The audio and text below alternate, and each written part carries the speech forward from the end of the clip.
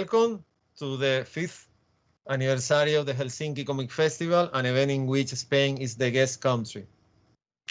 First of all, I want to thank to help and support provided by the Finnish Comic Society, the organization that behind the Helsinki Comic Festival, the embassy in the Spanish embassy in Finland, and the foundation from the promotion and studios narrative in image.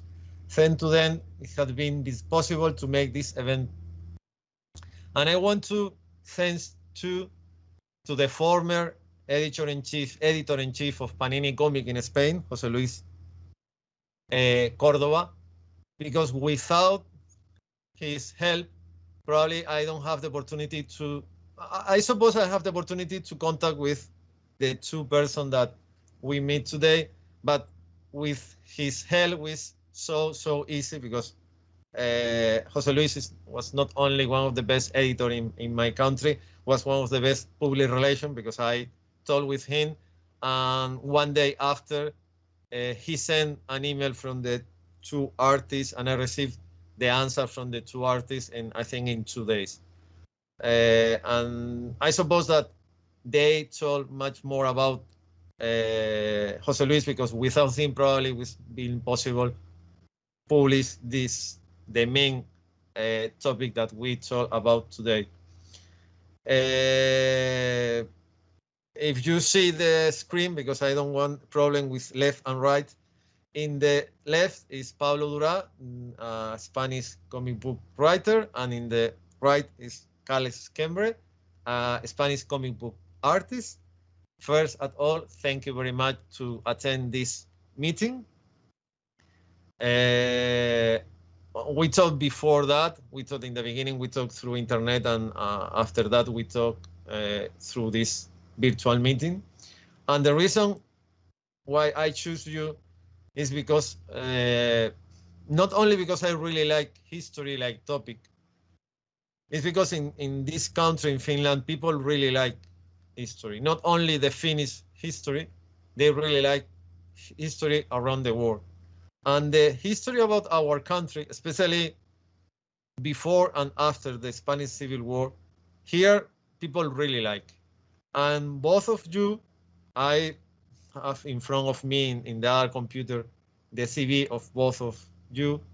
And in the big one, the first thing is about, if you read something in Marvel comic, you see that Pablo Durá, after becoming an internet sensation, because the first time that he worked inside Marvel, it's not, I suppose if someone of you read the previews through internet or the physical big catalog, you see that there are a lot of Spanish comic book writers and artists working in the American market. Normally in Marvel, in DC, some in Image, some in Dark Horse, but there are a lot in Marvel and in DC.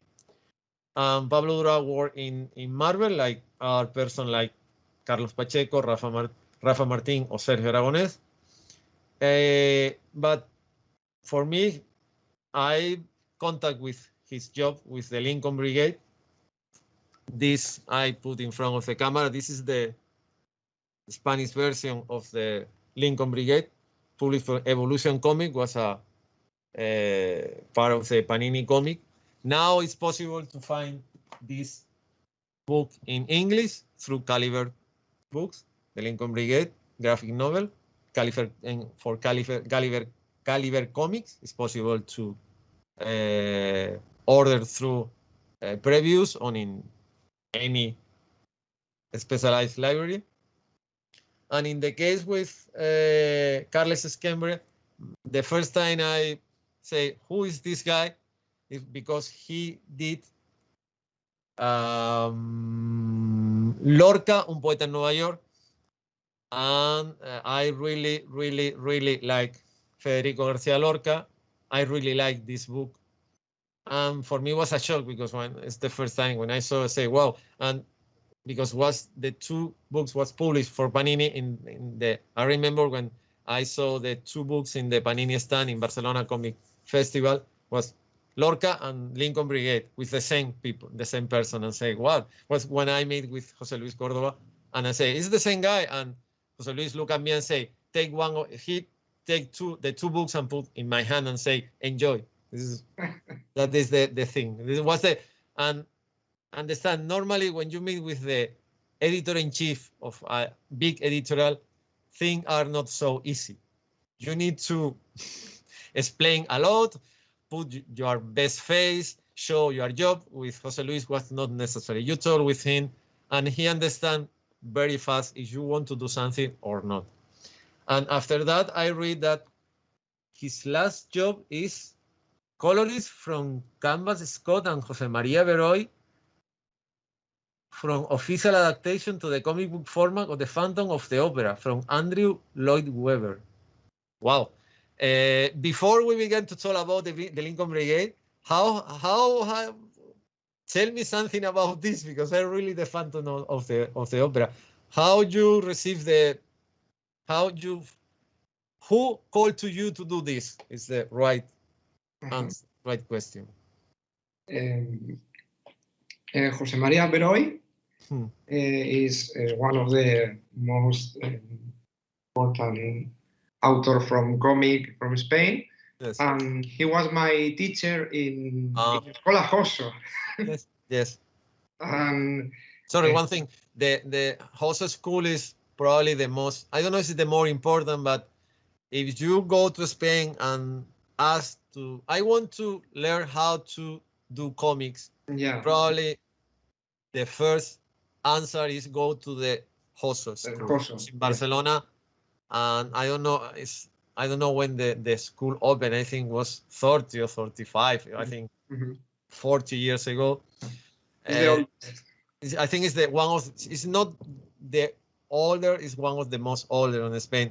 And there are probably 2 generations of comic book artists that study and now are working in the Spanish market, in the French market, or in the American market on teams.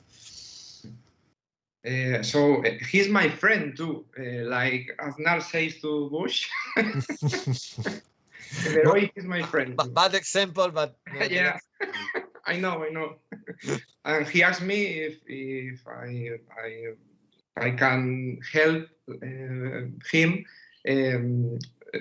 to be his color assistant, which was not only put the flat colors. I was drawing concepts too, and backgrounds, and the full color pages and stuff like that. I really like to see this. Titan books is in English. Because of pandemic, that book is, ¿cómo se dice? Delayed. Delayed for 1 year. Or wherever. Actually, everything is. I talked with a library in Spain this week, and one of the owners told me that now they received the previews from the last September. September 2020. And now it's August 2021. Now you order something, but you never know when and if you receive or not. But I ask because when I read your CV yesterday and say, wow. And there are something that I hope you have the opportunity to publish in different format. Carlos made one thing that the name is The Body, is a sci-fi story. There are many topics inside, and it's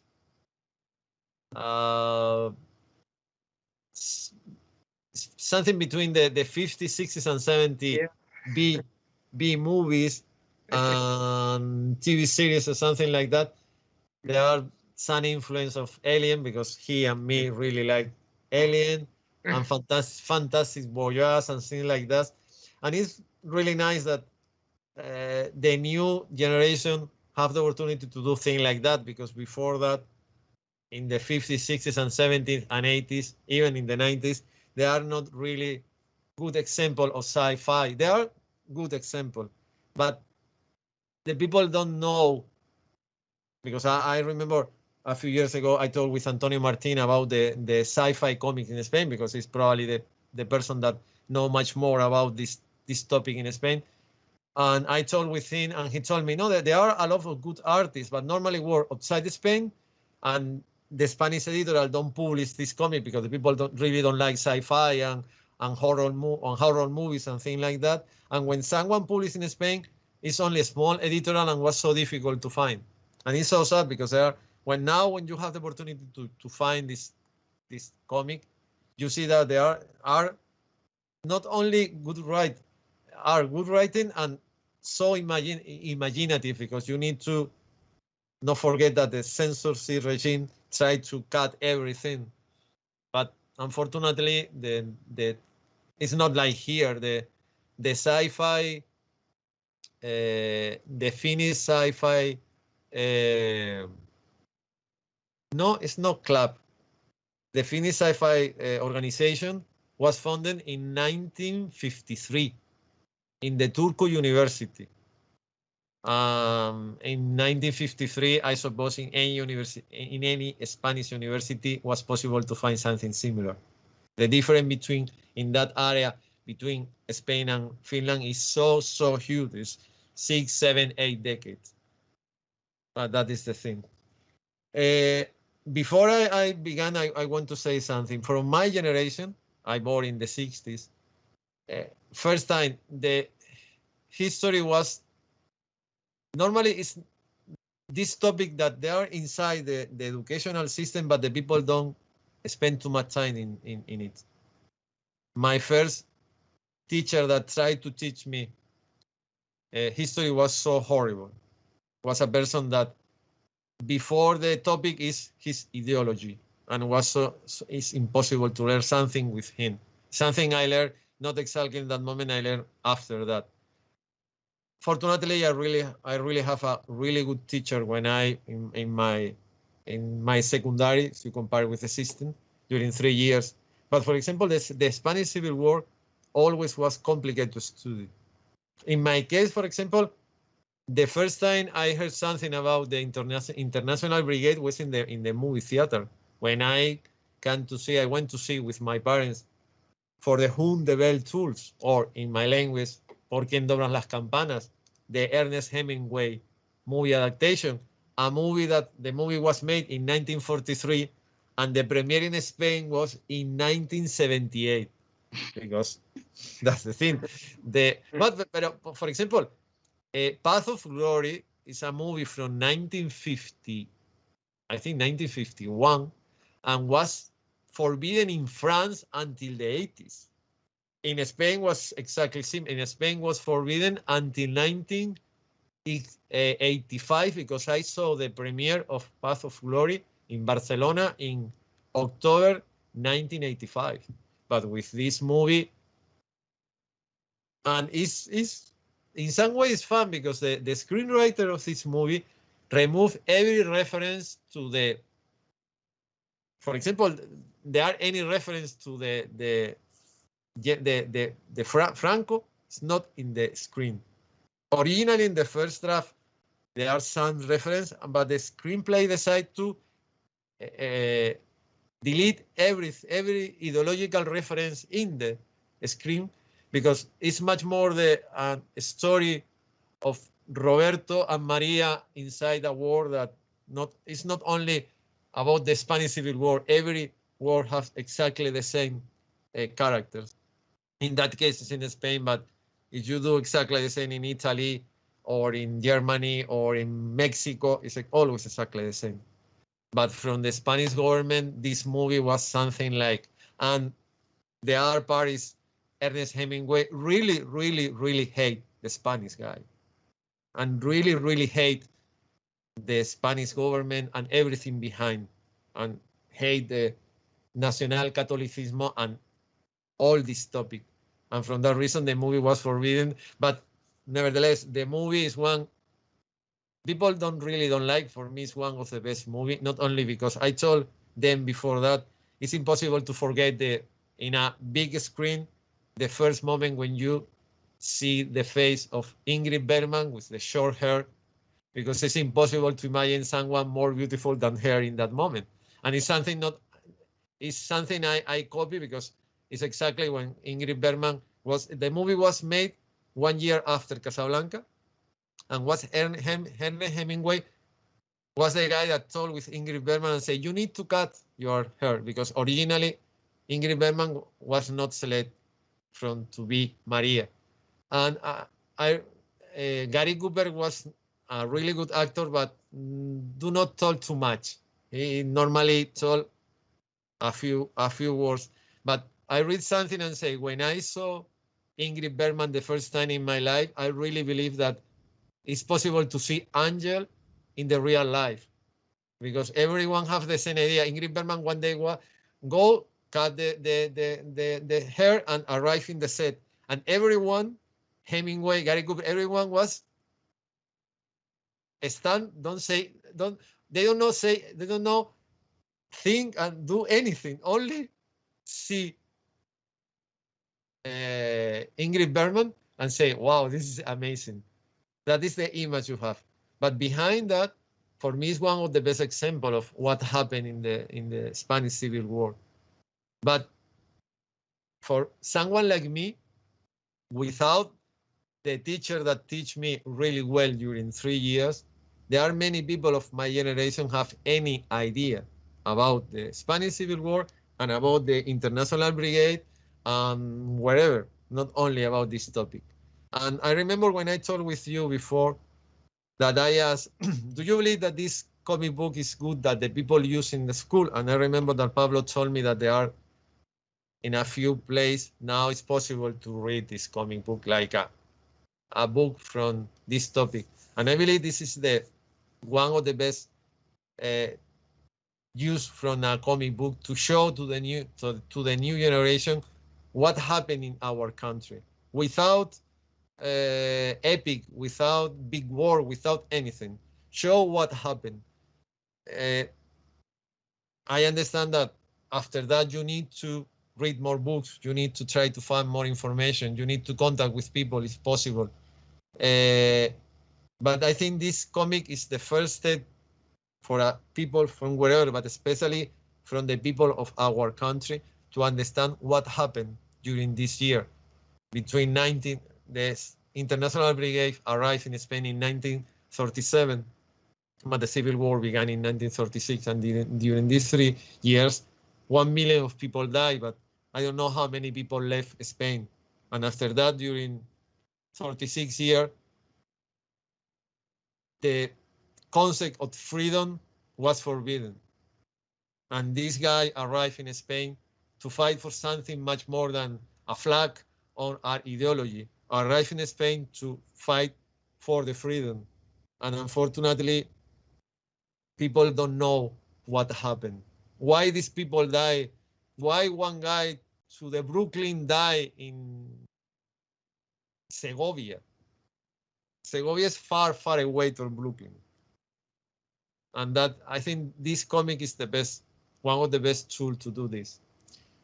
First question, why someone in a country when now actually there are many people of our society try to rewrite our history, to say that the Civil War began in 1934 when the Second Republic win the elections, and the Civil War was not a civil war, and only the winner was the nicer guys, and the other was horrible and whatever. But this is not new, because the historic law was from 2004, almost 20 years ago, and from the last 20 years, a lot of people, a lot of institutions, a lot of political parties try to destroy this law. Why one comic book writer and one comic book artist work together to create something like the Lincoln Brigade in a country where the people not only don't like history, I believe that they hate and they don't want to remember. And they don't want that the other people remember what happened in our country. I know the question is so huge, but organize wherever you want, but please solve. Well, the reason to write a story like this is because, as you said, is even though the information is available, very little people know about it. People don't want to know about it, or they don't want to know about it, or they simply don't know because they don't have access to the information, or they don't know how to get that information, or basically because in schools they tiptoe around that topic of conversation. They just don't want to get into it, especially more now than 3 years ago or 4 years ago when the book was published. In the last 4 years, the far right has been raising, getting more votes, and they want to just cancel the topic. The right parties in Spain, they never wanted to talk about it, but the far right, they just want to rewrite it. They don't only don't want to talk about it, they just want to rewrite it. So a book like this is more necessary now than ever, probably. At the time, I only thought that, well, this story is not very well known amongst Spanish people, but it's not just very well known at all, not even for Americans. So I thought, well, with one book, I can, kill two birds with one book. I can teach, or I can show Spanish people and Americans what Americans have done for us. I took the story of the Americans because, it sells well. I mean, when I read about it, I thought it was fascinating that somebody from the other side of the Atlantic thought it was a good idea to come to Spain to fight for a democratically elected government. But the Lincoln Brigade, or the volunteers from the Lincoln Brigade, were part of a much bigger group, which was the International Brigades, which were formed by volunteers from many, many, many different countries. Pretty much from every single country in Europe, they came over. Just a bit of information that I was just researching before we started the video.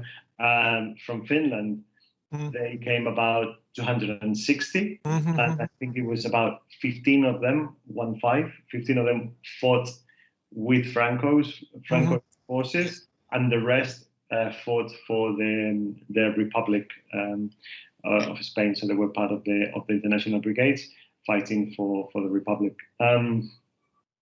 From the United States, there were about 2,800, and of those 2,800, about 80 of them were African Americans, which when I found out about it, I thought it was fascinating because they came to Spain to fight for freedoms. They couldn't even enjoy themselves back home. Exactly. And I thought, well, when I read about it, I thought, why isn't there a film about this? Because we have For Whom the Bell Tolls, but we don't have one specifically about these volunteers or the volunteers as a group.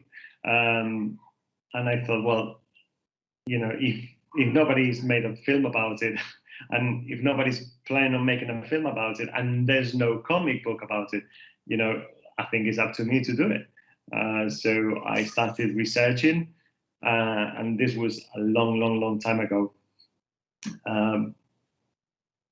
A long time ago. I at the time I hadn't even planned to become a comic book writer. I just thought, well, I will start writing and let's see what happens. And many years later, I finally managed to finish the script, and started to find a creative team, an artist and a colorist, so I could work together. But even though I had some sample pages at the time, I was showing it around, and nobody seemed interested in publishing it. So, well, I thought, well, if nobody's going to publish it, I'll just do it myself.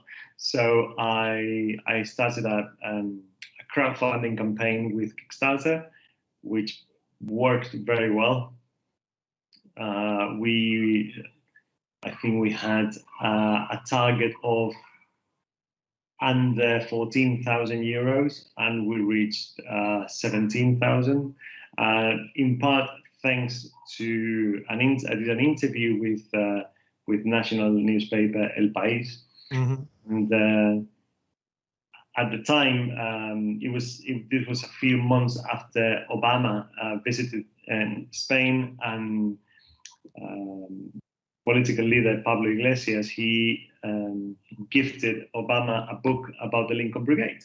And so people heard about it, and so in the interview I mentioned that story, and somehow sorry, I read this interview. I think that the first time I heard something about this project was this, because not only because I read the newspaper, now it's more difficult, but after a few years, this newspaper was possible to find here in Helsinki, in a few, in many, not only in one place, in a few places was possible to find, or every day or every 2 days, especially the weekends. The interview must have somehow reached him, and he basically retweeted the article, the interview, and people just started pouring into the crowdfunding campaign, just putting money. So we reached our goal very quickly, with like 2 weeks left to spare from the month that we had. So it worked very well, like I said. And after that, I met Carlos, and at the time I had problems with the artist, so I decided to replace him. And then I met Carlos, and seemed like a good replacement. And I agree with that. I had seen at the time his work in Lorca, and I thought, well, seems like a good fit. So I offered him the job, and he said yes, and we started working. Also, somebody who was already on board was the colorist, Esther Salguero. She's been with me in this book from the very beginning of the project. So the three of us just started working on it, and 2 years later, we published it. In the meantime, in these 2 years that it took to get the book finished, we spoke to Panini Comics, or Evolution Comics, which belongs to Panini Comics, and they liked the idea. They already knew Carlos because they had published Lorca with him. They liked the idea, and then they reconsidered, and they went ahead and said, yeah, we'll publish it. So the good thing about the crowdfunding campaign is that it allowed me to just, because there were 2 editions, one in Spanish and one in English, so for English speakers, and there were many backers from Europe, France, the UK, Swedish. I cannot remember right now. There were any from Finland, but from many different countries in Europe, and obviously from the United States. The Association for the Lincoln Brigade veterans, they are based in New York. Yes. They helped me a lot with it. They retweeted every time I posted anything regarding the crowdfunding campaign. So many of their members supported the project. And also, at the time I was contacted by the daughter of one of the volunteers, which was a bit scary at first because I didn't know how they would react, because they're not fictional characters, they are real people. They're all based in real people. But she gave us complete support. They liked the project. They wished us all the best, and they even offered any help that we could need. So I asked her a few questions, and then another volunteer contacted me as well, and I asked him a few questions about what he could remember about his dad. So, and some of those stories have made into the book, because those little anecdotes, they help you give him life. That because I didn't want it to be a history book. I wanted it to be a story about real people, but something that people could read and enjoy and at the same time learn. So yesterday when I talked with, yesterday I have another virtual meeting with another Spanish comic book artist, Julia Vicente. She explained me that she really focused in illustrate all the details, because for her it's so important that the people understand that in that case it's about one book that is the real person, and she really want to show real things, because it's quite difficult. And I put some example I think everyone understands is the probably the most famous sequence in the Star Wars, when in Bespin with Leia told to Han Solo that I love you, and Han Solo say I know, and this is not in the original screenplay. This is something right. Harrison Ford and Irving Kershner told 30 minutes before. Kershner sit down, begin to write in the paper of the screenplay, and they understand it's the best idea. After that, they told with Carrie Fisher, and Carrie Fisher understand that it was the best idea. And when Irving Kershner say action, they probably make one of the best sequence, because in that moment is when you forget that they are not real persons. Is when Leia is a real character and Han is a real character, because in this situation, two normal people probably say that. Mm-hmm. And this is something I remember, because when I began to work in this, when I received the comic and begin to create the essay, because I spent, I think was 6 weeks writing the article about your comic book, I contact with Carlos, not with you. And I remember when in one question I sent to Carlos and say, hey, I really enjoy how you show every detail, not only in my case, for example, I really like planes, and not only not only about the planes, on the tanks, on the machine guns, about the simple things inside.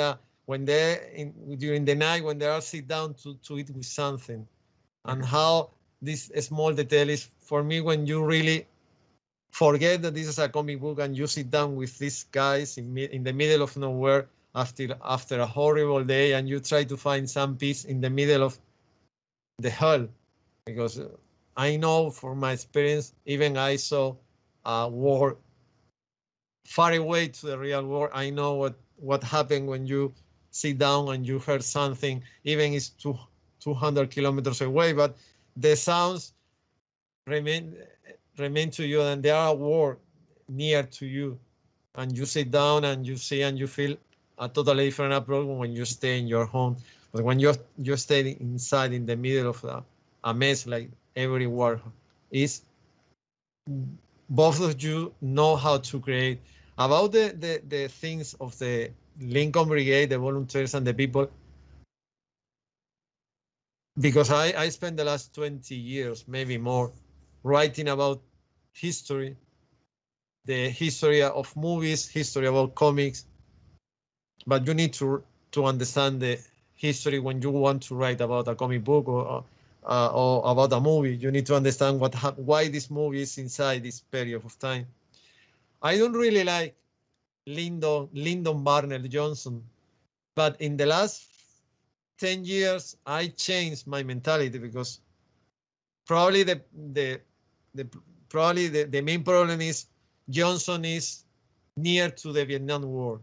Was the president that changed the approach and sent, I don't know, before Johnson there are 800 assessors in Vietnam, and with Johnson was 15,000. People forget too that the main mess was Richard Nixon. But Johnson was the old-fashioned way, and he wanted to show to the other side that the United States is the main actor in the war scenario. But I read many books, and the last book is someone I have here. It's from I think from 1973, before Johnson died. I Lyndon B. Johnson died in 1973, and this book is from 1972. This book, The Vintage Point, is when Johnson explained many things. And for example, when Johnson explained what happened before he signed the Civil War, the Civil Rights Act in United States in 1964, 1965, is so amazing, because you need to understand Johnson was one guy from Texas, the south of United States, but Johnson was this guy that in 1953 with Estes Kefauver and Al Gore Sr., the father of Al Gore, the vice president of Bill Clinton during during 8 years, decided not to sign something horrible because the Democrat senator of the South of America decided to contain the segregation inside the school. And Johnson, Kefauver, and Gore decide this is not good. This is horrible. You need to change the mentality. But when you read the moment, because all this was before the Mississippi Burning topic, when these three activists died with the Ku Klux Klan and the police force and other guys killed in 1964.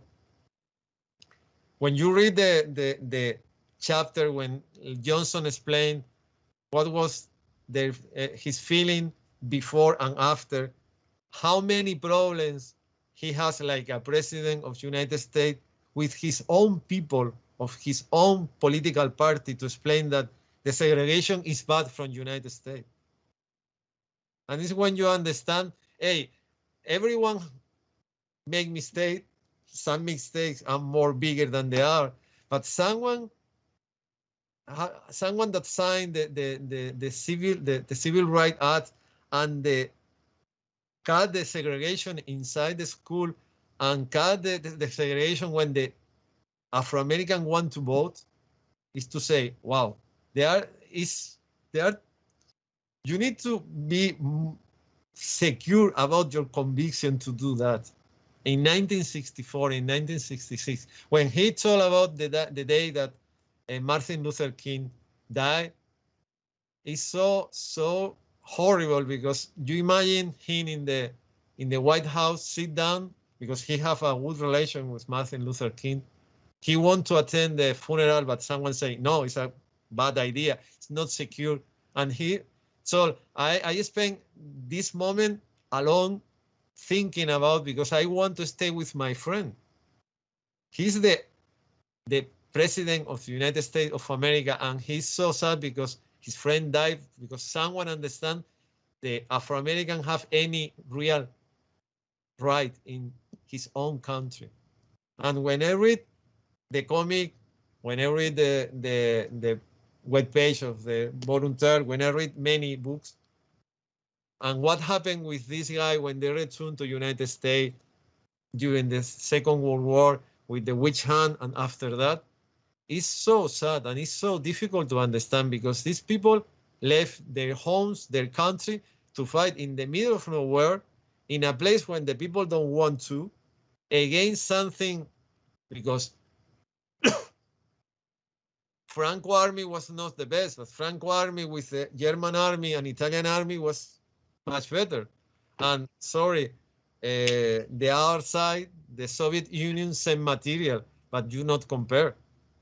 I really like the Soviet airplane, but against the German airplanes, sorry, no.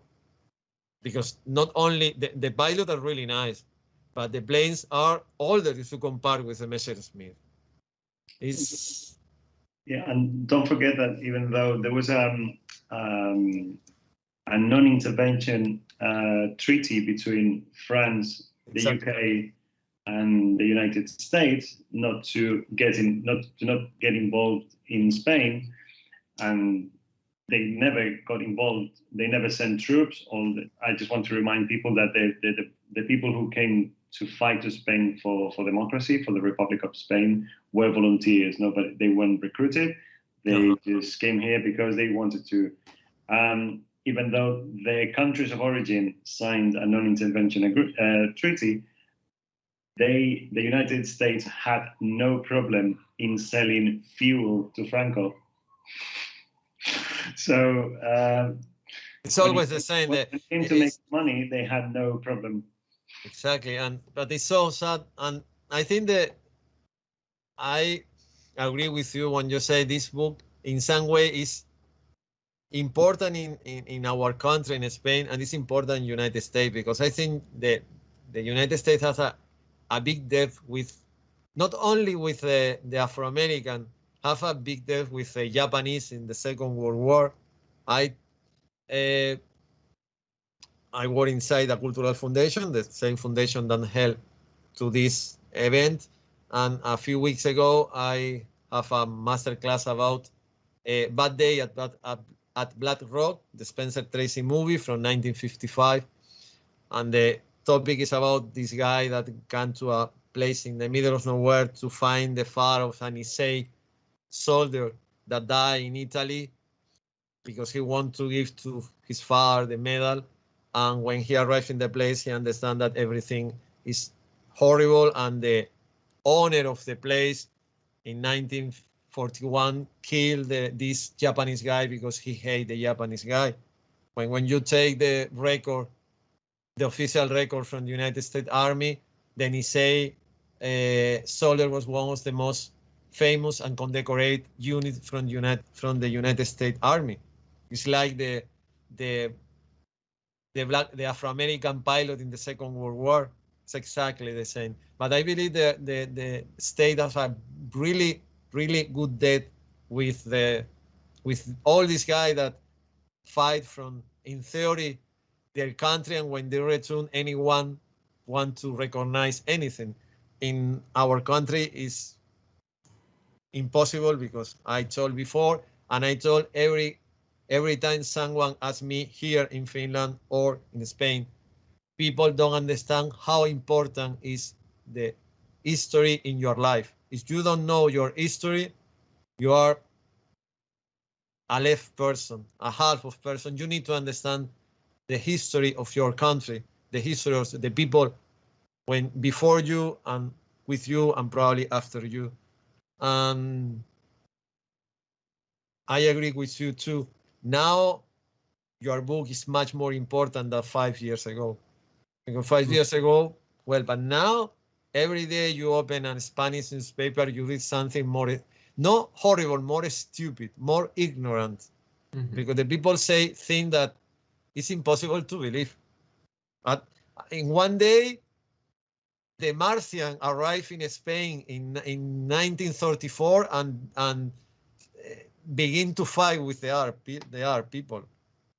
Now they are not the Soviet Union, are the Martian. It's like the War of the War, but in Spain. I'm sorry. This is stupid. I know that history have different approach. There are many topics. You need to research a lot. But please, now sometimes you open a newspaper or you hear something in the radio, you see something in the TV. Fortunately, I don't have this possibility here. I only read newspaper and time to time the radio. But say, what is the next? Martian arrived with John Carter to help the Republic. The question for you, Carlos, is exactly the same. You received the order from Pablo, and what was your method to work? Because I understand you told me in the interview I sent to you that, for example, to draw the planes, the weapons, the tanks, and whatever was complicated because you not always find the right picture or wherever. And I don't know if you do. I don't know if you make model kits, because I remember when I told with Juan Jimenez, you know that he draw planes in the best way possible, but there are some trick before he draw anything. Juan make model kits, and if you come to his house, he had, I don't know, 200 different airplanes. Yeah. And he used not only the picture, he used the model with reference. I remember in one shell he have, I don't know, maybe 8 different model of the Messerschmitt from the beginning to the end. And sometimes the difference is only nothing. It's something in the copy or something. But he explained me, no, I want to have in front of me when I draw, because I begin to draw and I take this and I change something. What was your method to take the original screenplay to how many pages have the, because I don't know exactly how many pages have this. 126. Well, because they are not 126. Wow. Begin to tell how the first time, how much time you spent to draw all this. It was very difficult. I think everyone understands. Yeah. Because at that time I was changing my tools. I was introducing myself to the digital environment full. So I was making all the work in a new tool, which is the Cintiq, where I draw directly from the in the screen, and I came from Lorca, a poet in New York, that it was made with other tools. So it was a transition between the first pages from the Lincoln Brigade and the last pages. There is a evolution of the of the style and the drawing, and I spent a lot of hours and nights. Pablo sent me a lot of reference photos, and I was searching model 3D too, but I'm not Juan Jimenez. Obviously, unfortunately, they are only on Juan Jimenez. Yeah. But I enjoy it very much. It was very hard and difficult, but I think that I see a evolution from the beginning and the end. No, and clear. When you do when you do the right page, I normally say screenplay. I know this much more from the movies, but I always use the same topic. You are this type of person that you draw every detail. You even create the page and say panel 1, panel 2, panel 3, and in the second pages, in the panel 1, you see the plane in that angle, and so we some bond over to that, or you do something more? Well, it was like most kind of freestyle. Huh?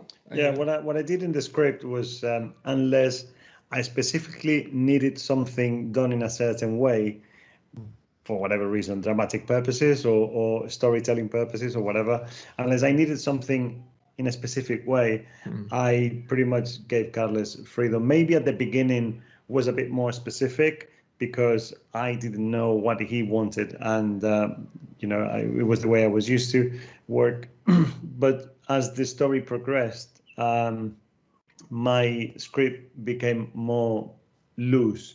Basically, I would just say, I would describe what would happen in the page, and then I would add the dialogue and say, this is what it needs to happen, just distribute it as you want it.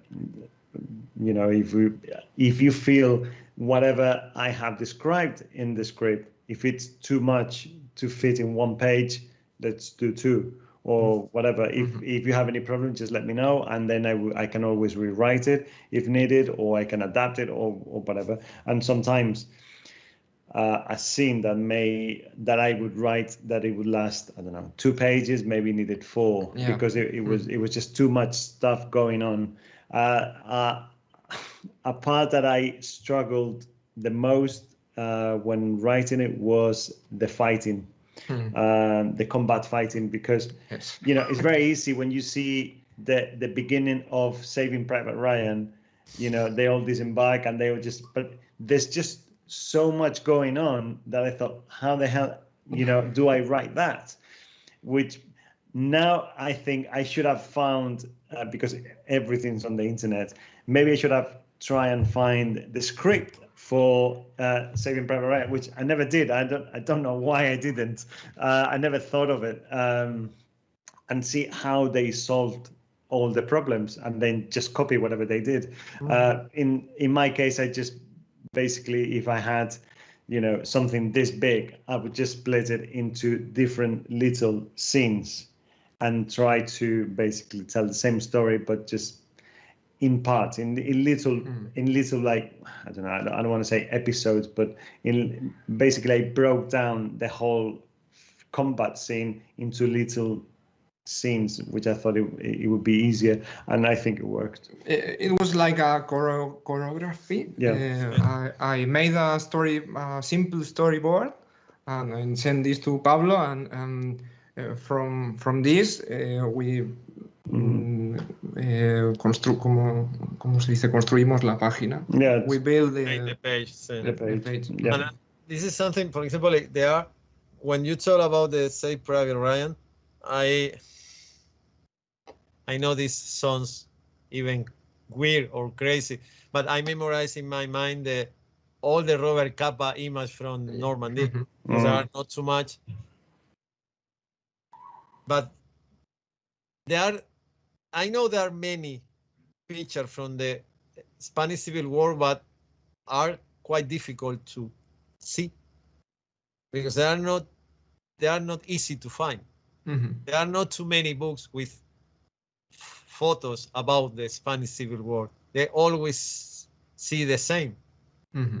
And I know, for example, in the foundation of the Francisco Franco Cultural Foundation, there are a lot of material, but it's not easy to go in.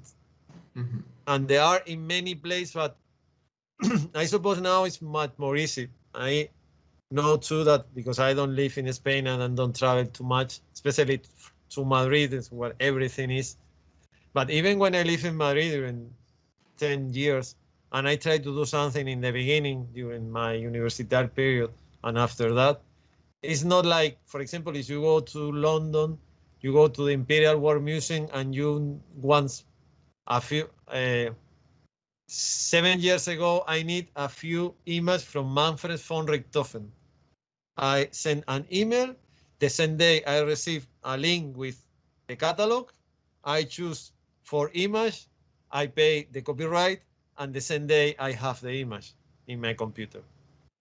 You don't have, if there are this possibility in Spain, please someone send me some link or something. But I don't believe that there are the same possibility in Spain from this specific topic. I know that in the Imperial War Museum there are pictures about the Spanish Civil War, and they are in different places, but not like I believe that this will be necessary. That one place when you need something to study this topic, you find the possibility to for research, or because in my case when I send the message to the Imperial War Museum, someone asked me why I need this, and I say because in that case I am the curator of an exhibition. I need this material to show the real Manfred von Richthofen. I have 3-4 pictures, even one the image of Manfred von Richthofen with 24 years old. A really, really, really nice picture, and was so easy. And I understand even if the idea of to use the screenplay, in my case, is normally when I prepare something about a movie, so for example, some exhibition, normally I really like to read the screenplay, but because it's something, it's part of something inside my mind. Is for example, if I write something, when my last book was about the Marvel comic, the Star Wars Marvel comics between 1977 to 1986, and because Al Williams, well, Roy Thomas, Al Williamson, Archie Goodwin, and Howard Checking, they use the original screenplay.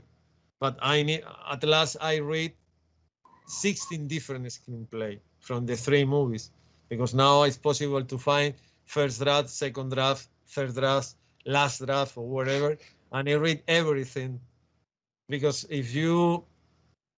not everything is inside the comic book, but sometimes you find something in another page of the comic book is another page from the screenplay. From that reason, it's something when I begin to do this kind of things, when I find the relation between movies and comics, normally one of the first steps in my case is to find the original screenplay. And probably help, but nevertheless, I told Carlos, but you told me that someone say, hey, this is not exactly this Fiat Mobile or whatever. Well,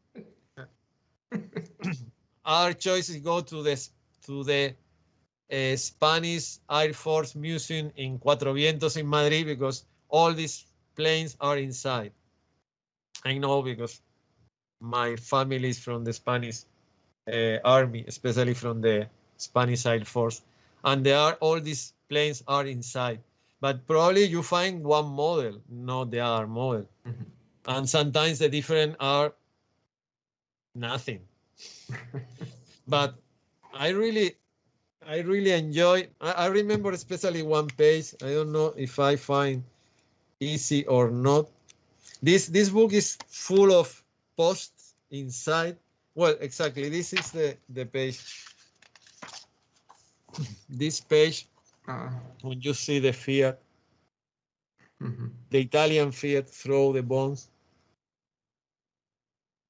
In that case, this plane was in the same level that the Polikarpov, because there are 2 models, one with 2 wings and one with 1 wing, and the Polikarpov was a really, really nice plane. But against the Messerschmitt, even the Messerschmitt that flying in Spain was the beginning of one of the best combat airplane of the world.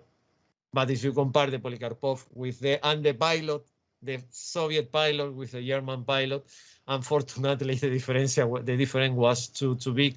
But you really, I feel when because I always explain this, when I approach one comic book, normally the first time I only see the image. Normally I don't read too much. I read the image,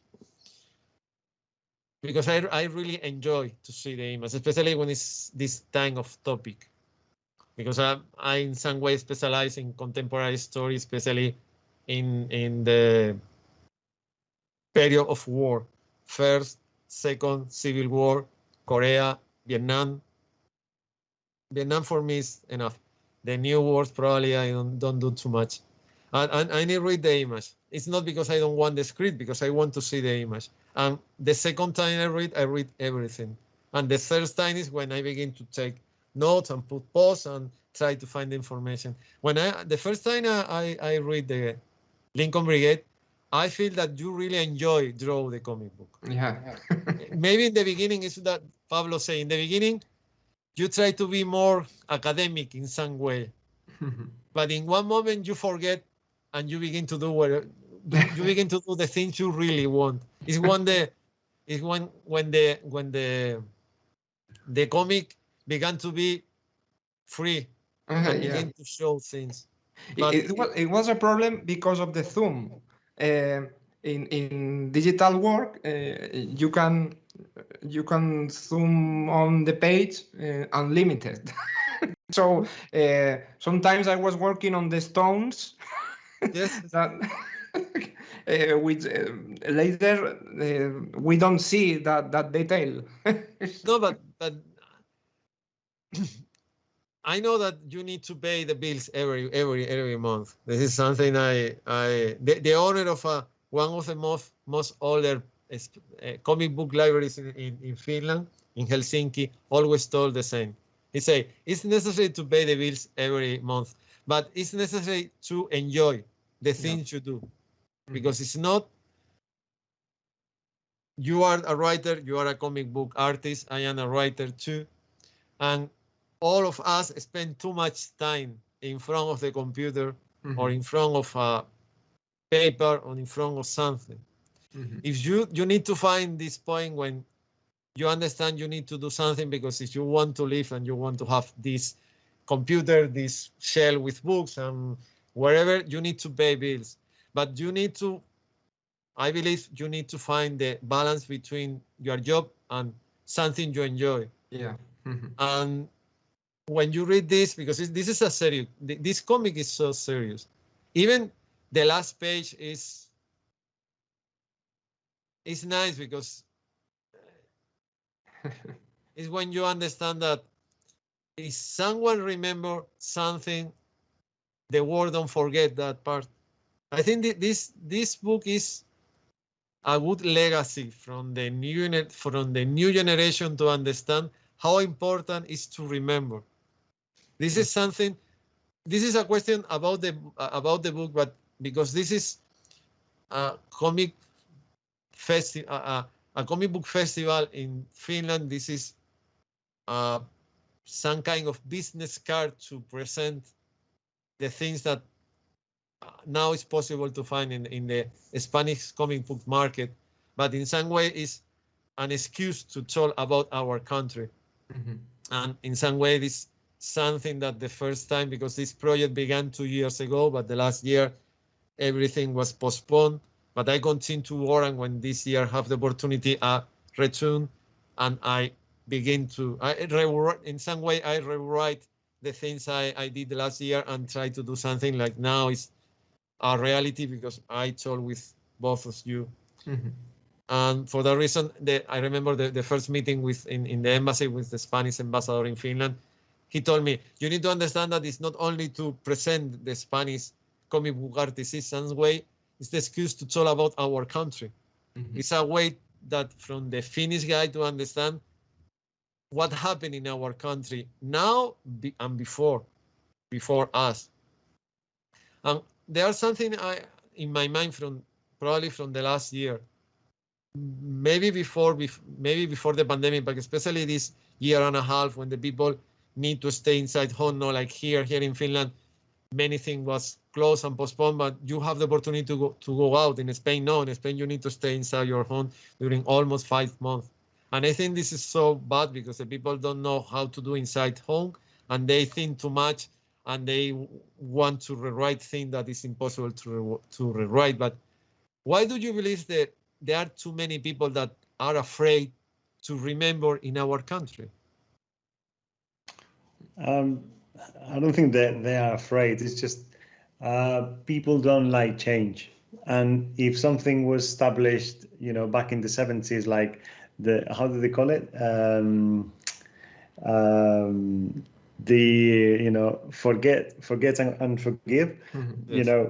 Maybe, and I say to that, well, maybe you did, but all the Republicans who died and their families, they haven't forgotten. And when the sons, daughters, and grandsons and granddaughters of those who were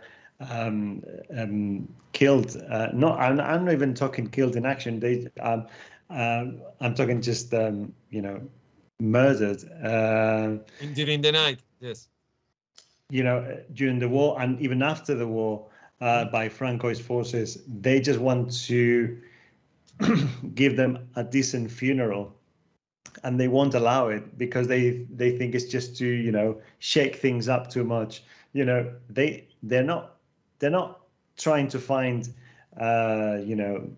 reckoning or vengeance or whatever. They just want to bury their families in peace. That's all they want. They just want their remains, and they won't even allow it. I mean, the vast majority of the remains that have been recovered from mass graves, they've been done by non-government associations with private funds. One of them, I cannot remember the name. One of them even got an award from the the Veterans Association of the Lincoln Brigade volunteers.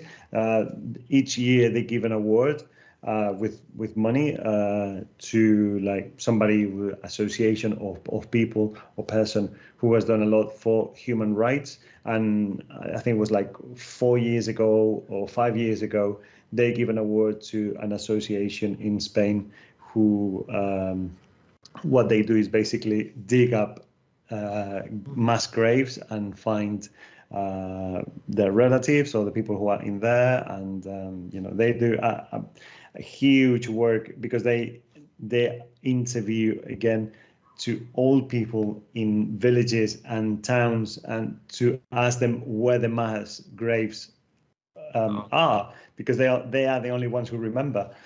So but going back to your question, why they don't want to, because they, you know, if you did something good, you wouldn't mind people talking about it. Is when you did something bad and you know it was bad, is that, you know, you don't want to talk. Is it, well, that was in the past, we shouldn't talk about it. Is it, no, let's talk about it. I mean, maybe you healed your wounds, whatever they were, but the people who lost the war, they haven't forgotten. And what's more important is that when Franco died, and in 1978, when the new constitution was passed, and basically we entered democracy, Francoist and far right, I'm going to say politicians, but they didn't just disappear. Mm-hmm. No. They didn't go underground. They were still there. Yeah. There's a satirical magazine, El Jueves. Mm-hmm. They did a joke many years ago where basically they told how Franco came back from the dead, and he started talking about some people, and they said, "Oh, how about my friend?" No, they said, "Oh, who's the minister or whatever?" And they said, well, and they would say the name is, "Oh, is that my friend?" And no, that's his son. And basically when they got to, and who's the leader of the Partido Popular, which is for those who don't know, basically the main right party in Spain. And they said, "Oh, who's the leader?" And I said, Fraga. Is, "Oh, is that the son of my good friend?" No, it's the same. It's the same guy. Basically, they just change their jackets, yeah, and continue doing whatever they did. But that's why they don't want, because they fear payback. They fear reckoning. They fear that we're going to do to them what they did to, I'm going to say, I don't want to say us, because they didn't do anything to me personally. Obviously, I was born when Franco died, a year after Franco died. So, but basically they fear they're going to get whatever they did or their grandparents did to Republicans and Democrats. But the thing is, even with the winners, the dictatorship regime was not fair with many guys, because I spent the last 2 years prepared something about the Paraguayos, the Carlos Jimenez job, from a master class from an event that the Spanish embassy organized last year here in Helsinki. Helsinki, Tampere, and Turku, the three main cities in Finland.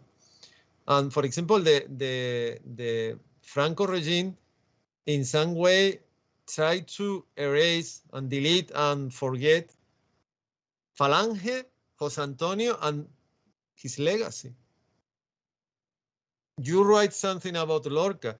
You know that 3 brothers, the Rosales, 3 are from the Falange. Yeah. And one of the older, Pepín Rosales, almost killed the guy from the Spanish, from Franco, when he don't want to liberate Federico. Yeah. Because from him, the Franco guys are people without any ideology, with something, because they are Falangistas. They believe in something. They have some ideology. It's some ideology probably any of us like, but they are very proud to wear the blue shirt and the symbol and wherever. The dictatorship regime have any ideology, real ideology. They copy things from the Germany, they copy things from Italy, but at last, when everything changed, when the Civil War finished and the Second World War finished, they changed a lot. They tried to be more polite and more nicer, but they don't have real ideology. And the dictatorship regime forget many people that fight with them. It's so sad. No, I think that there are many people die.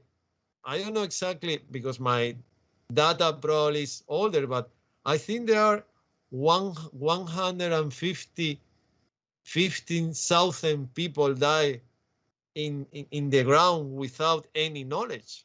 I'm sorry, I don't believe that all these guys are from the Republican. Probably there are many people from the other side too.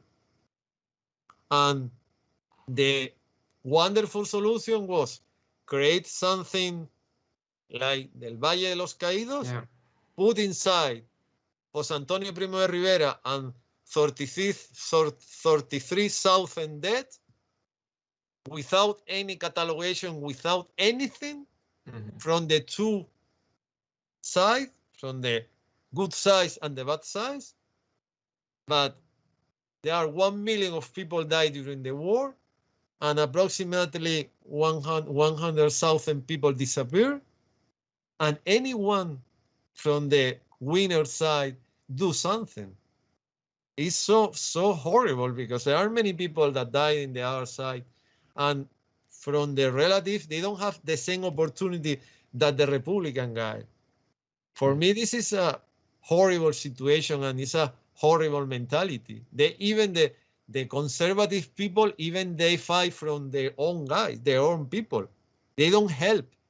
They don't want to remove anything and say, hey, sorry, there are many people from your side that the relative have not any possibility to find a grade from these guys. Not only the communist guy are in the common grades. No, there are many people from the other side that disappear in the same moment. And first the Franco dictatorship regime, and after that the democratic system helped to fix this. And it's so horrible. And it's so sad because unfortunately, I don't have any that in my knowledge, any of my older and lost relatives that die in the civil war. But I know people that with relatives from the two sides that they don't know where these people are. Because the one brother was in the national side and one brother was in the Republican side. Both died. Where are they? We don't know. And they died without the possibility to know where, when, and how the relative died. And in some ways, only Cambodia was the Cambodia is the second place. Cambodia is the second. It's the first place, and Spain is the second place with more people are disappeared. When the comic wasn't, because I need to ask this because I knew that the Lincoln Brigade was made when I read this article in El País, and was the reason when I arrived in the Helsinki Comic Festival, I looking for the Panini stand because I want to read this. And I remember there are one big banner of the Lincoln Brigade and one of the side of that was in 2 years ago in 2019 exactly. But when the comic was published in Spain, after the interview in El País, what was the reaction? The people don't like? The people don't say anything? The problem with it's not just it has nothing to do with the Lincoln Brigade or the topic about the Civil War. Is that unless you are a major comic book author in Spain, probably your work is gonna go unnoticed, which is what happened. I mean, I got a lot of buzz from media during the Kickstarter campaign. you know, I gave a lot of interviews.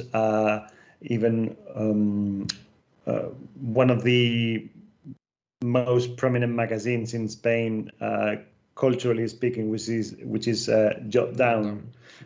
They did an interview to me, which I didn't even know who they were, and then after doing the interview, I realized how important they were. But it got a lot of traction at the time during the Kickstarter campaign. A lot of people talked about it, but then when the book finally came out, it went pretty much unnoticed. I mean, the first edition is pretty much, it was published in 2018, so that's 3 years ago.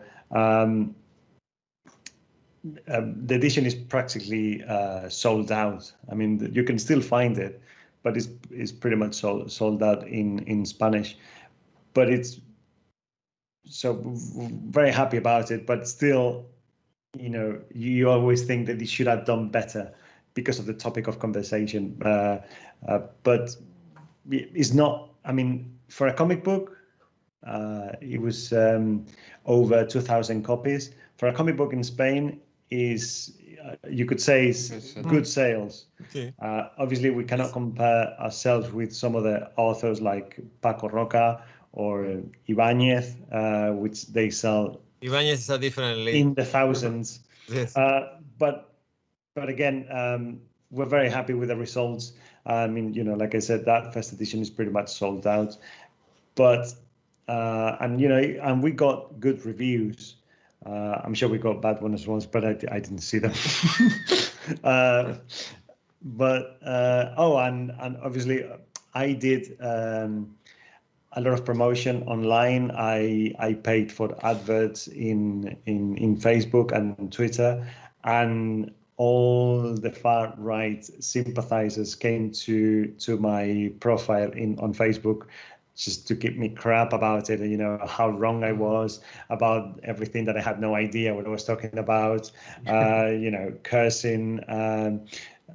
But, there's no such thing as bad publicity. So the more they spoke about it, the more it was spreading. So actually, they probably did me a favor without them knowing, because people kept talking about it for a long time. Regarding reviews, like I said, yeah, we got a few, reviews, and people seem to like it. But the impact, I think, it's still to be seen. Like I know a couple of schools have contacted 2, 3, 4 schools have contacted us about the book. A friend of mine who's a history teacher in a high school in my hometown, he uses the Lincoln Brigade when the topic of the Civil War comes up. Like at the beginning of the talk, for a long time in schools, when they reached the 20th century, they never finished. They never went past. Yeah. I mean, yeah, when it came to international history, sure, they talked about the First World War and Second World War, but whatever was in the middle, which was the Spanish Civil War, they just sort of tiptoed around it, and they never talked about it because they just didn't want to get their hands dirty. Yeah. Which I think it was probably easier to talk to students at the time because their minds weren't as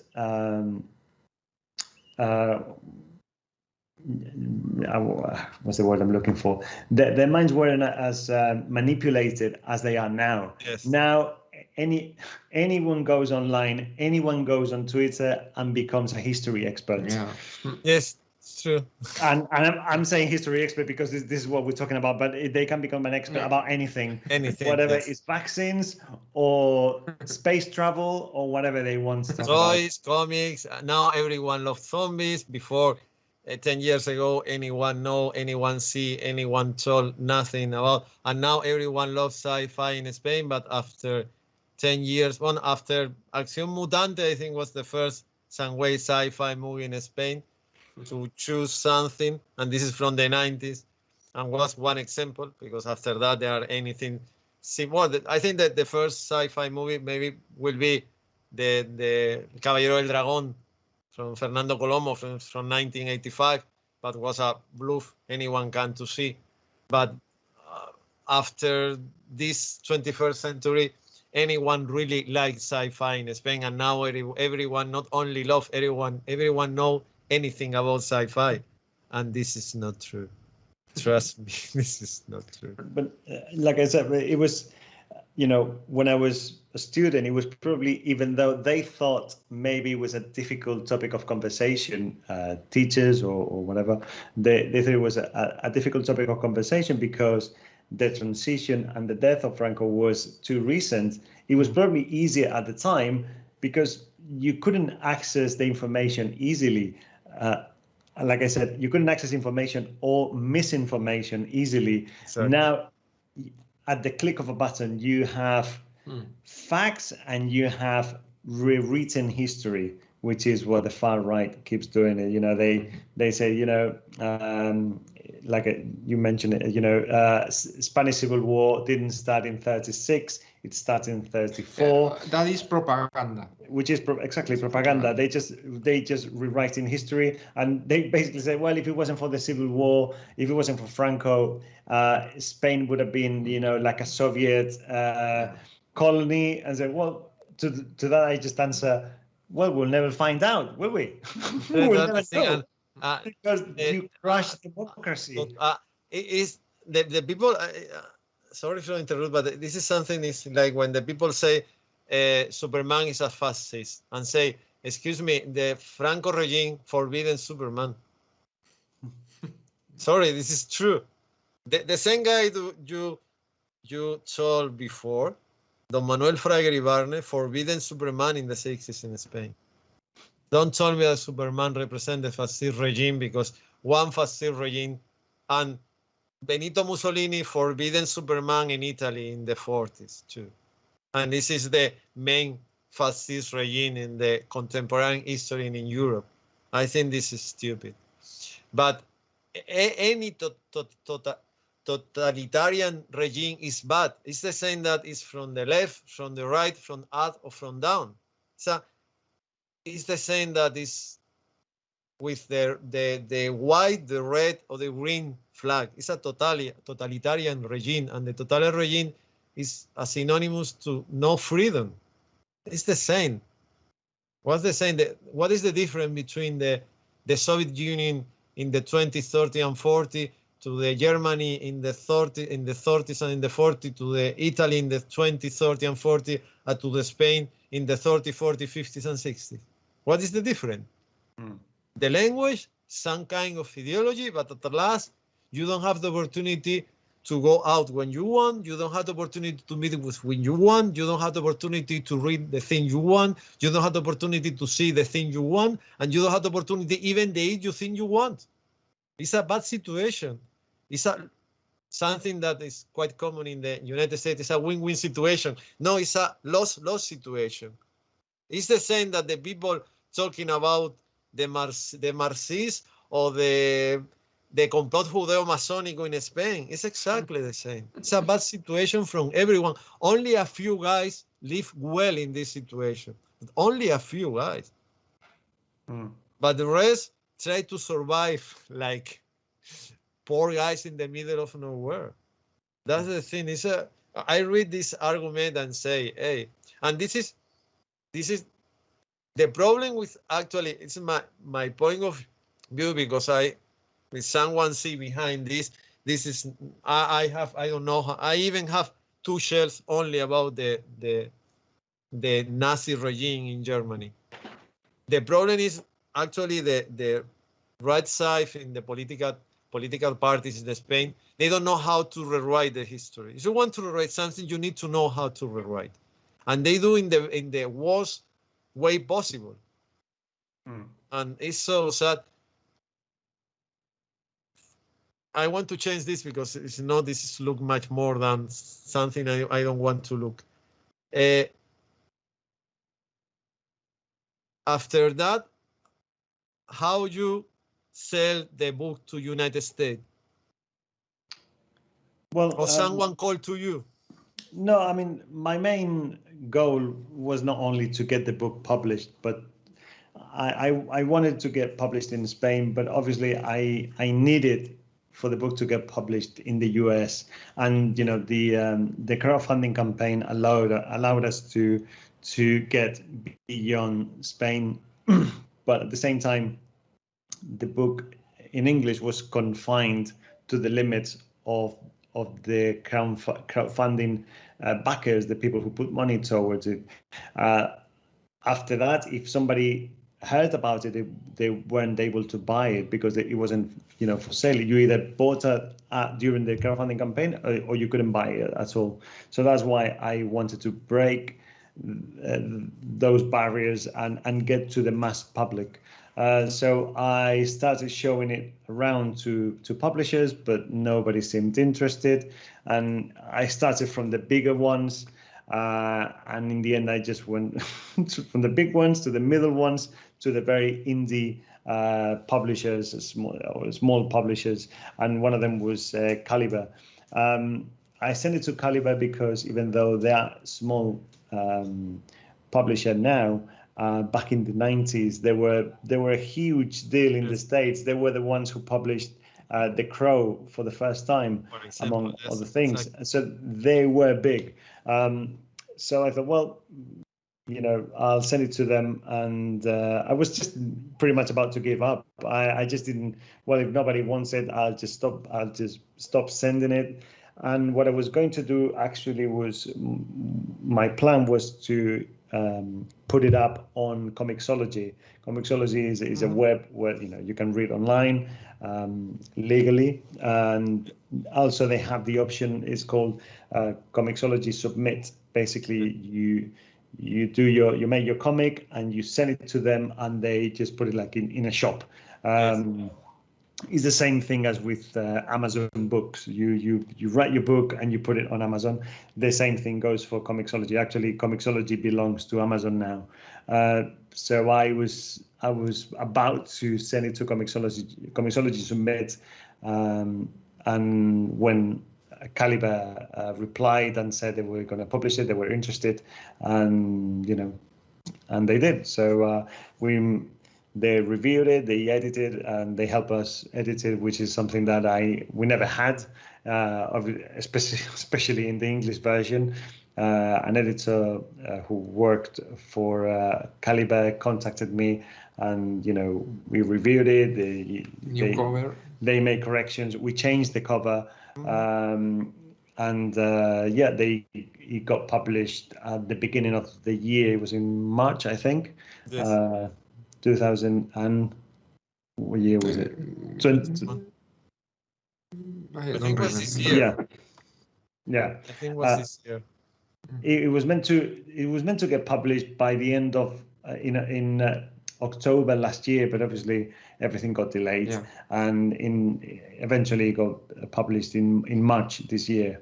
Yeah, we're very happy. It probably, like Carlos could probably confirm, the pages look a lot closer to what you see on the screen.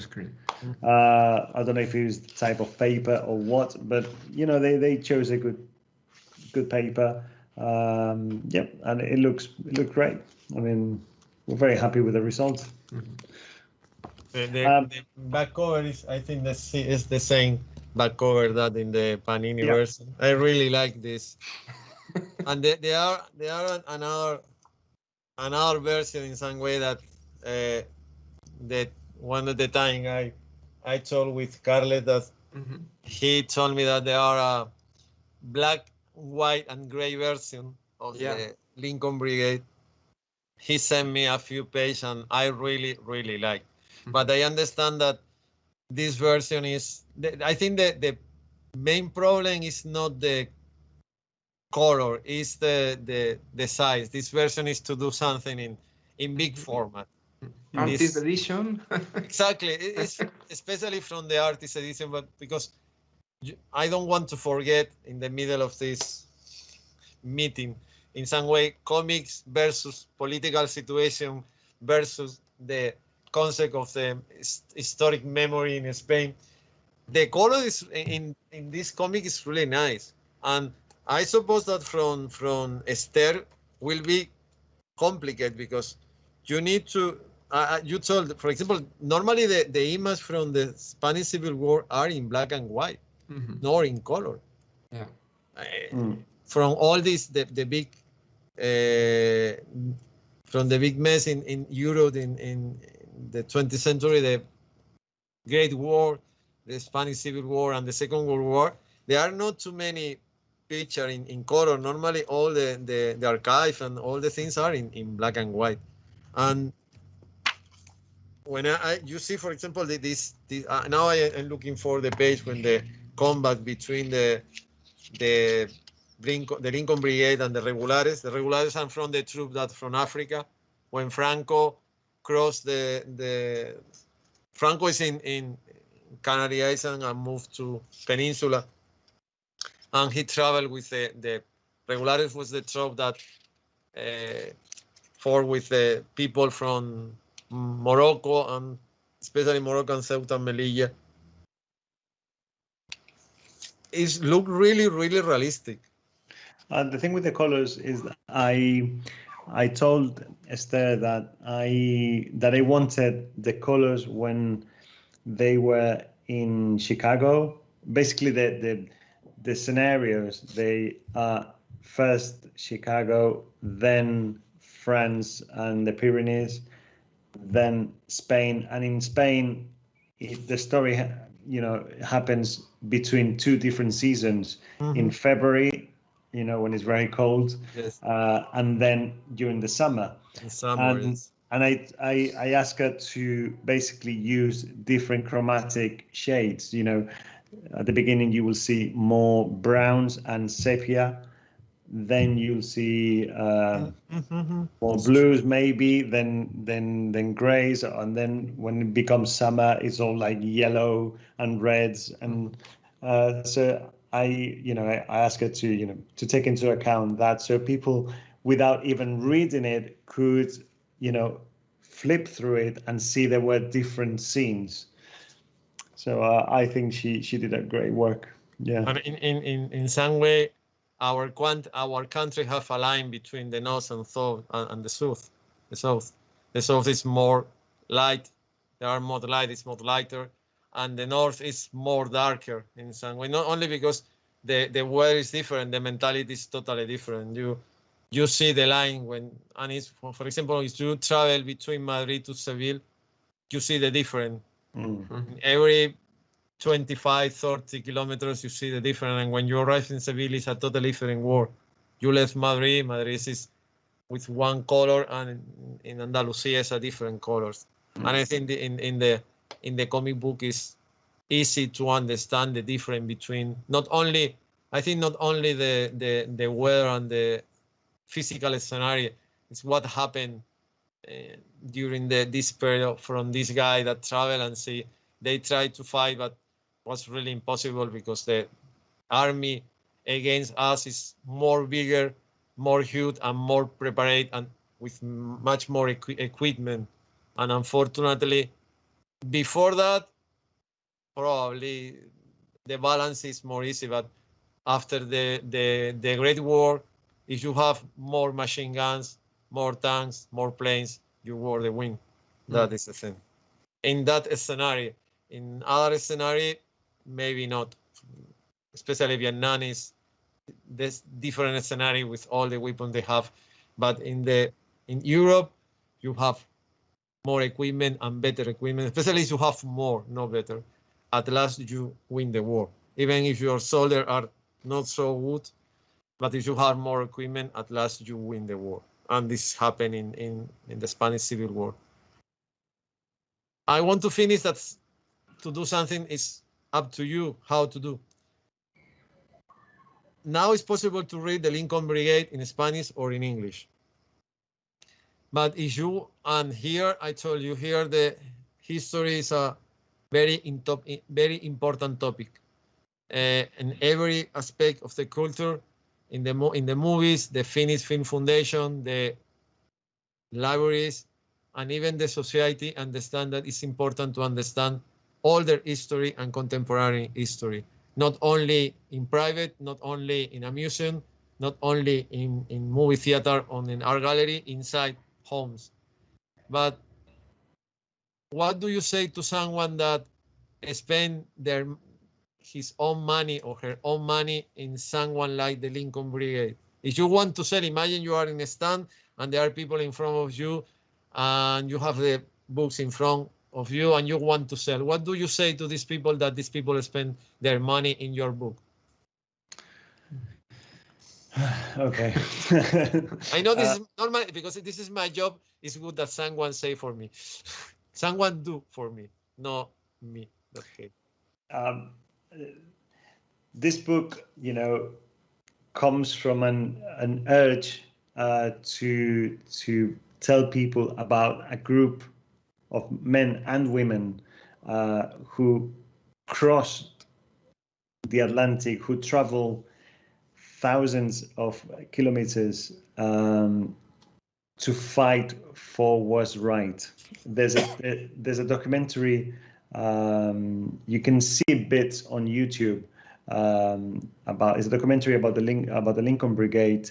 It was made back in the 80s, at the beginning of the 81, 82 or something like that, and they interview old volunteers with you know, right of mind, and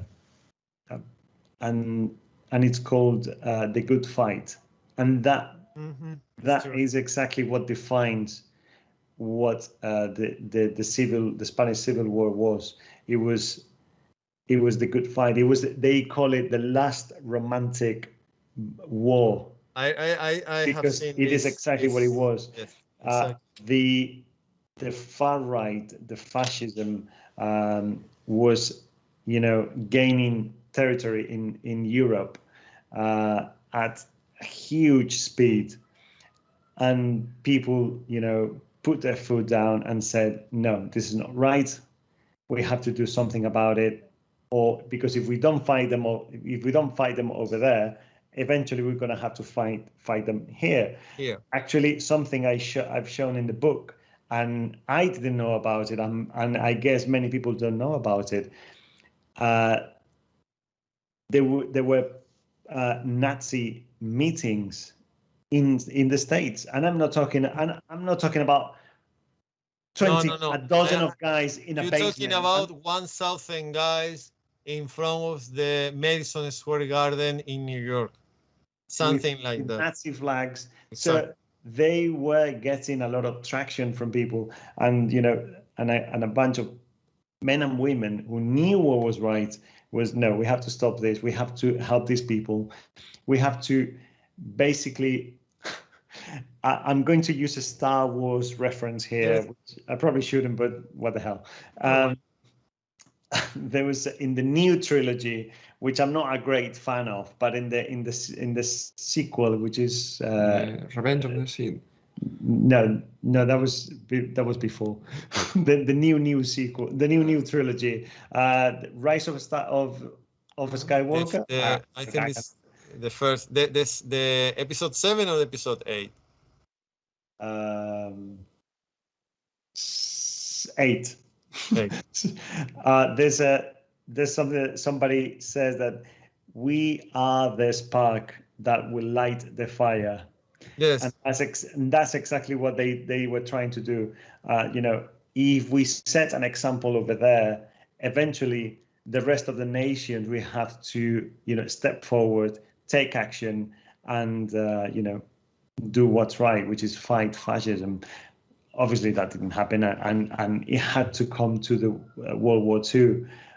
In fact, when World War II finished, all the Republicans that were still alive, that were hiding, that they had to run away, they thought, this is great.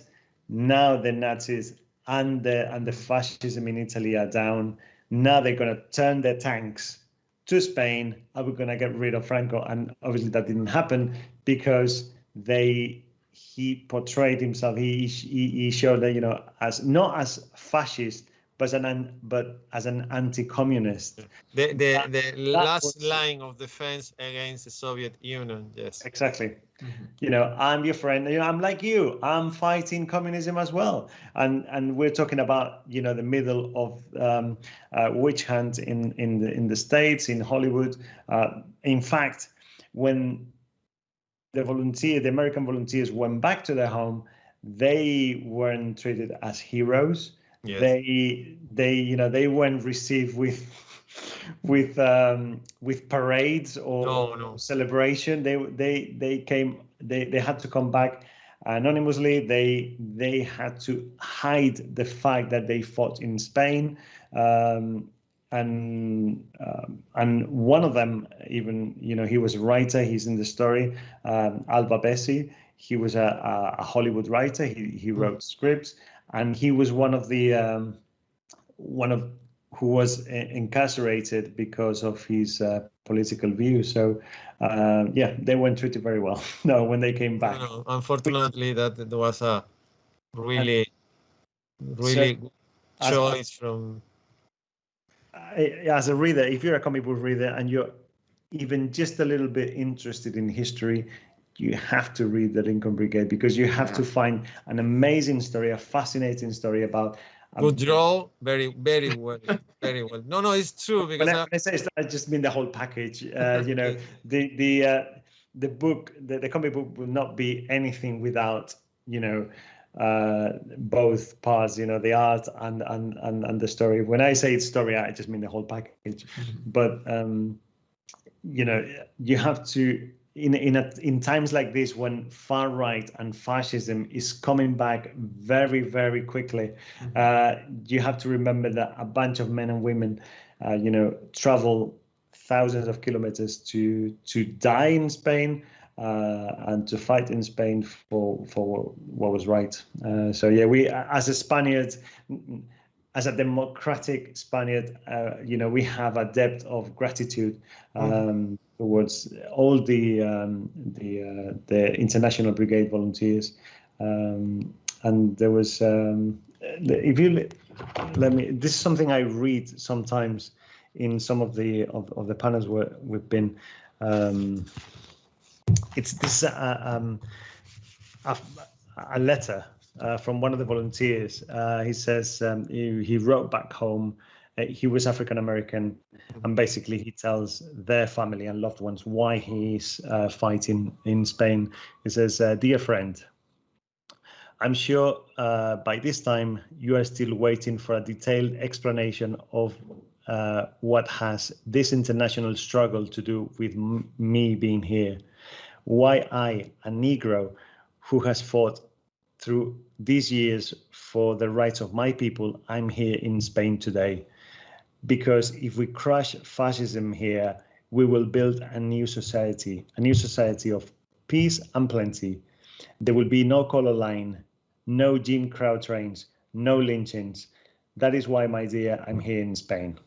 And that was sent in, you know, in July 1937. So when it comes to the African Americans, they traveled not just to fight fascism. They came because they thought they would be that spark that would light the fire, and they would change things. Not to mention that they, like this is something that is on the cover of the book. It says an African American volunteer, James Yates, said, in Spain was the first place Spain was the first place where I felt like a free man, which is a lot. This is a time where, you know, blacks could not use the same toilets, could not drink from the same fountains, could not sit in bars where white people were, if they allowed them in there. And what you mentioned about schools, they could not go to the same schools, which is terrible. And the main protagonist, Oliver Law, when I found the story about the Lincoln Brigade, I thought it was amazing, and I wondered why there wasn't a film about it. But when I heard the story about Oliver Law, I thought, you know, now I really have to write this story. Oliver Law, an African American, became the commander of the Lincoln Brigade, and it was the first time in modern history where a black was in charge of a full integrated unit of soldiers. At the time, the U.S. Military was segregated. Yes. Blacks could be in command of other blacks, but not whites. Exactly. It became desegregated long after the World War II was finished. Even approximately was something in Korea, but was in Vietnam, because Afro-American was the only capable to survive in the jungle. And in that moment and the other thing was good is Johnson didn't believe in segregation, and he understand that if the Afro-American have civil right, he has the civil right to do whatever they want. But the United States Army agree because they understand that for their constitution, for the color of the skin, the Afro-Americans survive much better in the jungle than the Caucasian guys.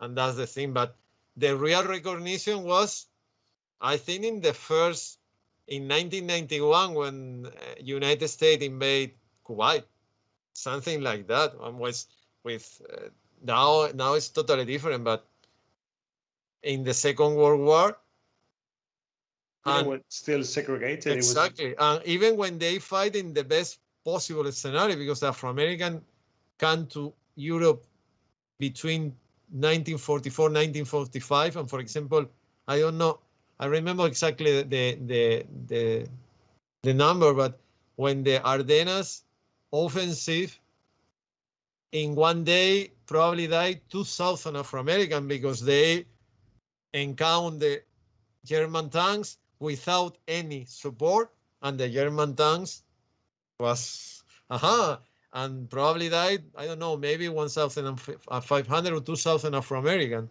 And it's true, they have sergeants, staff sergeants, lieutenant. Normally sergeant and staff sergeant Afro-American, but the lieutenant, captain, and whatever are all Caucasian. And fortunately now the situation changed. They are Afro-American generals, but in that, and I really like this part with you see this and see this the first time. And I agree about the Star Wars. I always remember the sentence of Gil Erso: rebellion are building on hope. It's exactly the same. And that is true. The people don't know there are a big Nazi party in United Kingdom, and in United States was something incredible, but really incredible. And the people don't know that there are a trilogy about one full character, the Spider. It's one of the best trilogy I ever read about this topic. When the stormtroopers take and destroy the White House, the stormtrooper invade United States before the first version of Invasion USA. The first version is not Chuck Norris version, it's something from the 50s. It's a really good movie because United States invade, Soviet Union invade United States. The second version is, it was Invasion USA, and the John Milius movie. I don't remember the name. There are two versions. Red Dawn was another version, but all these movies in some way, especially Red Dawn, was a remake from a movie from the 50s. And it's always the same, but I really believe that you find the right topic to explain what is important to remember, how important is, and why your book is really nice, and I recommend to include in the program of this event. And thank you very much to spend the last 1 hour and a half, maybe more, to talk with us. I hope the people here in Finland, and now you never know who see these things, because this is inside to a webpage from an event in Finland, but maybe someone from, I don't know, have the opportunity to see. And now, because the book is possible to find in Spanish or in English, I hope someone decide to looking for and read, because I think it's the best way to remember the Lincoln Brigade, to remember why these people travel to fight in another country for something they believe, and to remember, especially now, how important is write some lines in the floor and say, if you cross this line, you have problems. Because it's something you need to understand. And if you don't have memory, you don't remember that the problems in Italy was after the First World War, when Italy lost a lot and they don't receive anything. When the crowd of 1929 in United States, everything down, and after that, someone won an election in 1932 in Germany, and exactly the same, the problem with the Second Republic, and after a crisis, everyone say, I have the solution, I know how to fix problem. And unfortunately, this is not true. This is a big lie. And with books like the Lincoln Brigade, is when you understand that you need to see the reality and understand that, hey, this is not good. And I think your book is the best way to do in that case. Thank you. Thank you very much. I hope the people that spend this time with us enjoy. And I hope in a few years you write something about, I don't know, the Korean War or the Vietnam War, or something like that. I really like read something about the Korean War, because there are not too many comic books about the Korean War topic.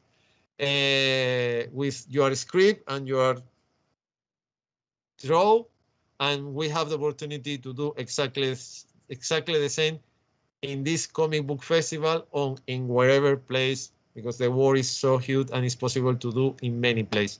Thank you very much. Thank you. Please stay safe. You too. Hopefully, in the not too distant future, we'll be able to visit Finland. I hope. And if you can, you will very welcome from, not only from me, from the people from the Finnish Comic Society. And I'm pretty sure that many people will like to sit down in front of you and begin to talk about, not only me, other people like to talk with you and ask many questions, because probably they want to know much more about this, about the techniques and about the research and about many other things. Unfortunately, we don't have the opportunity from this situation, but nevertheless, I hope that this first step is only the first step, and in the future, we have the opportunity to meet the physical way, sit down in the same table and begin to talk, and the people in front of you begin to ask questions like I try to do in the best way possible. Thank you. Bye-bye, and see you soon in the next meeting. All the best. Bye-bye. Bye. Bye-bye.